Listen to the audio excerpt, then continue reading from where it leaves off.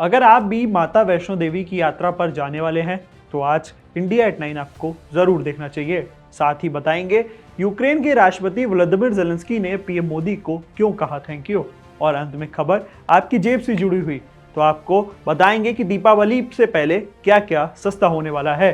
खबरों का सिलसिला शुरू करते हैं। नमस्कार, मेरा नाम है अंश कपूर, आप देख रहे हैं समय इंडिया एट 9। सबसे पहले कुदरत के कहर की बात कर लेते हैं। हिमालय क्षेत्र में कुदरत का कहर बढ़ता जा रहा है। जम्मू कश्मीर के डोडा जिले में बादल फटने और हिमाचल प्रदेश के कुल्लू में तूफानी बारिश की वजह से तबाही मची। इन घटनाओं से भूस्खलन बढ़ गया और सड़कों पर जलमग्न हो गया। ऐसी स्थिति सामने आई जिसकी वजह से 3 लोगों की दर्दनाक मृत्यु हो गई। कई लोग फंसे हुए भी बताए जा रहे हैं। मौसम विभाग ने जम्मू कश्मीर में फ्लैश फ्लड, क्लाउड बस्ट और भूस्खलन के लिए लोगों को बेहद गंभीर चेतावनी दी है। इस खतरे की वजह से प्रशासन और लोगों के बीच बचाव और सतर्कता रहने में हाहाकार मच गया। उसी तरह हिमाचल प्रदेश में भारी बारिश और बर्फबारी के कारण जीवन अस्त व्यस्त हो चुका है। कई जिलों में सैकड़ों सड़कें डूब चुकी हैं, स्कूल बंद कर दिए गए हैं, पावर सप्लाई और जल आपूर्ति बाधित हो चुकी है। मनी महेश यात्रा जैसे धार्मिक आयोजन में 3 तीर्थयात्रियों की असमय मृत्यु हो गई, जिसकी वजह से चिंता काफी गहरा गई। और अब तक इसी मानसून सीजन में 300 से अधिक लोगों की जान जा चुकी है।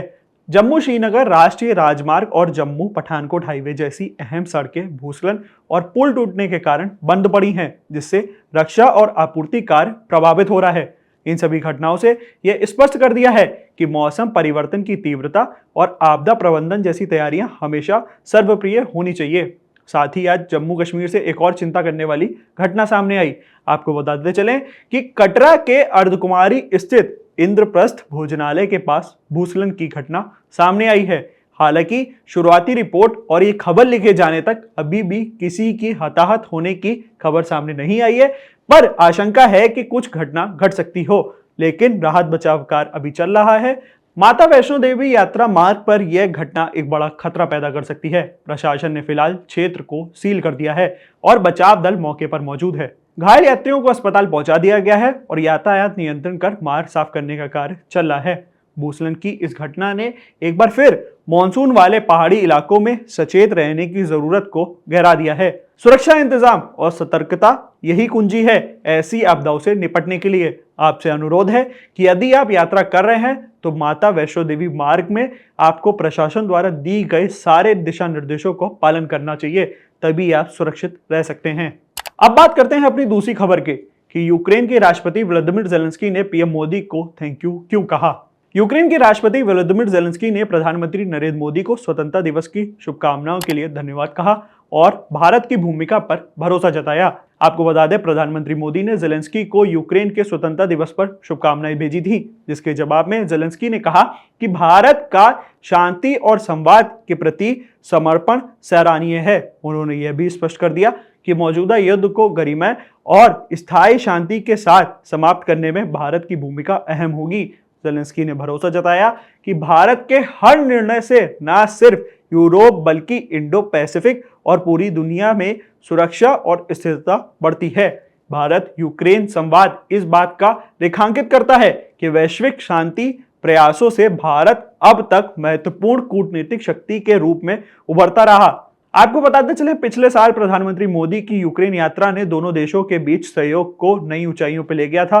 तो बड़ा सवाल यह है कि क्या आने वाले समय में भारत इस युद्ध को समाधान की दिशा निर्देश में निर्णायक भूमिका निभा सकता है? क्या भारत की सक्रिय कूटनीतिक रूस और यूक्रेन को किसी साझा मंच पर ला सकती है?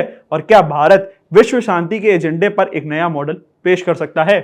अब अंत में जानिए दीपावली से ठीक पहले क्या क्या सस्ता हो रहा है। दीपावली से ठीक पहले आम जनता के लिए राहत की एक बड़ी खबर सामने आई है। सरकार ने संकेत दिया है कि कई जरूरी सामानों और सेवाओं पर जीएसटी में कटौती की जा सकती है। सबसे अहम बदलाव खाद्य पदार्थ और कपड़ों को लेकर हो सकता है। इन्हें 5% जीएसटी स्लैब से लाने का प्रस्ताव है ताकि रोजमर्रा की जरूरत वाली चीजें सस्ती हो जाएं। वहीं सीमेंट जैसे निर्माण सामग्री और वहीं टैक्स में भी कमी की जा सकती है। इससे उम्मीद जताई जा रही है कि इसका सीधा असर और फायदा उन लोगों पे पड़ेगा जो या तो रियल एस्टेट सेक्टर में है या फिर लोग जो मिडिल क्लास में हैं। इतना ही नहीं, अब ब्यूटी पार्लर और ग्रूमिंग सेवाओं जैसे यानी कि सैलून में भी मिलने वाली सेवाएं सस्ती हो सकती हैं। साथ ही आयु और स्वास्थ्य बीमा पे भी जीएसटी में कटौती देखी जा सकती है, जिससे मिडिल क्लास परिवार पर आर्थिक बोझ कम होगा। विशेषज्ञों का मानना है कि दीपावली से पहले लिया गया यह फैसला न सिर्फ आम जनता को राहत देगा, बल्कि मार्केट में खपत को भी बढ़ावा देगा। त्योहारी सीजन में खर्च बढ़ेगा और कारोबारियों को चांदी चांदी हो जाएगी। यानी साफ है कि दीपावली से पहले सरकार आम जनता को तोहफा देना चाहती है और सबकी निगाहें जीएसटी काउंसिल की अगली बैठक पर टिकी हुई हैं।